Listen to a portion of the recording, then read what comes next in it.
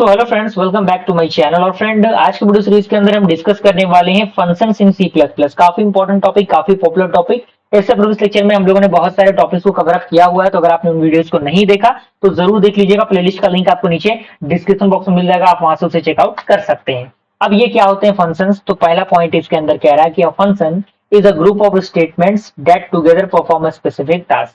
यानी फंक्शन एक group of statement होता है जो परफॉर्म करते हैं एक स्पेसिफिक टास्क को। अगला पॉइंट कह रहा है कि every C plus plus program has at least one function which is main. यानी हर एक सी प्लस प्लस जो प्रोग्राम होता है वो कम से कम एक फंक्शन को कैरी करता है जो क्या होता है, मेन फंक्शन होता है, जैसे कि आप इसे देख सकते हैं।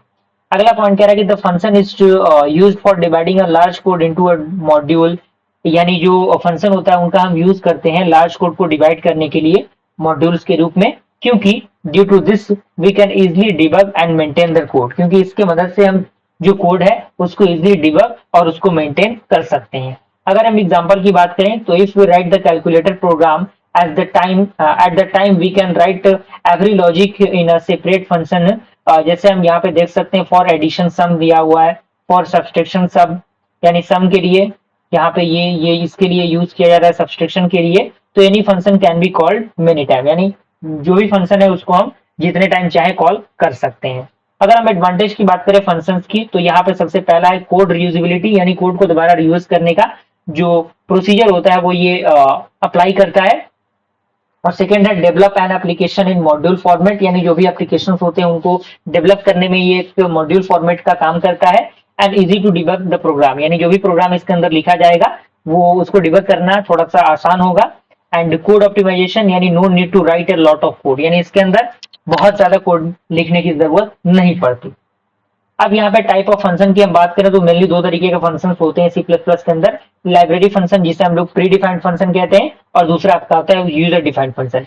यानी प्री डिफाइंड फंक्शन वो जो कि ऑलरेडी लाइब्रेरी में जो है वो डिक्लेयर रहते हैं। तो ये लाइब्रेरी फंक्शन क्या होता है? तो इसमें कह रहा है library functions are those which are predefined in C plus plus compiler. यानी सी प्लस प्लस कंपाइलर के अंदर जो फंक्शंस ऑलरेडी डिक्लेयर रहते हैं वही आपके लाइब्रेरी फंक्शंस कहलाते हैं।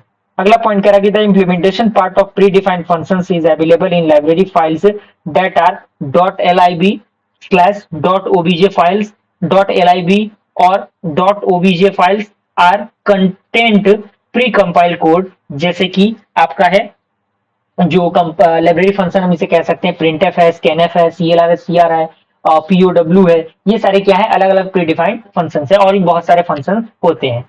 अब अगर हम लिमिटेशन की बात करें लाइब्रेरी फंक्शन की, तो पहला पॉइंट कह रहा है कि all pre defined function is content limited task only that is for what purpose function is design for the same purpose it should be used. यानी जितने भी प्री डिफाइंड फंक्शन होते हैं वो कंटेन करते हैं एक लिमिटेड टास्क को, और साथ ही साथ क्या पर्पस फंक्शन के पॉइंट ऑफ व्यू से परफॉर्म करना है वो उस चीज को यूज करता है। And as a programmer we do not have any control to predefined function. यानी प्रोग्रामर के पॉइंट ऑफ व्यू से जो भी कह सकते हैं प्री डिफाइंड फंक्शंस होते हैं उसके रिगार्डिंग कोई भी कंट्रोल नहीं होता। And implementation parts is there in the machine readable format. And third point क्या है, जो लिमिटेशन का है वो है कि in implementation whenever a predefined function is not supporting user requirement then go for the user defined function, यानी वो user defined function के पास जाता है। अब ये क्या होता है?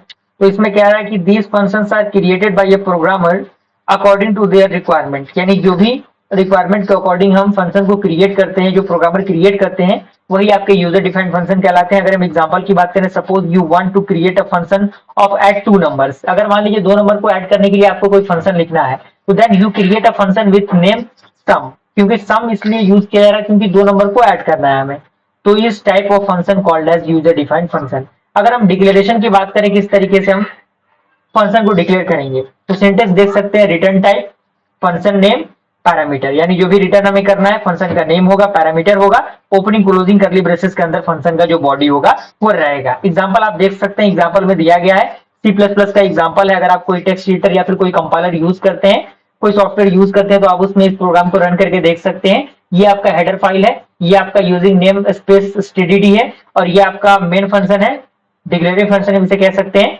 ए और बी का वैल्यू दिया गया है, सी का वैल्यू हमें निकालना है क्योंकि हमें सम करना है। तो यहाँ पे आप देख सकते हैं सी में c is equal to a plus B दिया गया है, और सी आउट दिया गया है सम के पॉइंट ऑफ व्यू से, और यहाँ पे एक मेन फंक्शन है, अगेन सम है, कॉलिंग फंक्शन। ये डिफाइनिंग फंक्शन है, ये कॉलिंग फंक्शन है। आउटपुट आपका क्या आएगा, 30 आएगा, क्योंकि 10 और 20 कितना होता है, 30 होता है। तो इस तरीके से हमने क्या किया, आज की वीडियो सीरीज के अंदर फंक्शंस को डिस्कस कर लिया, साथ ही साथ उसके एग्जाम्पल को भी हमने डिस्कस कर लिया। ओके।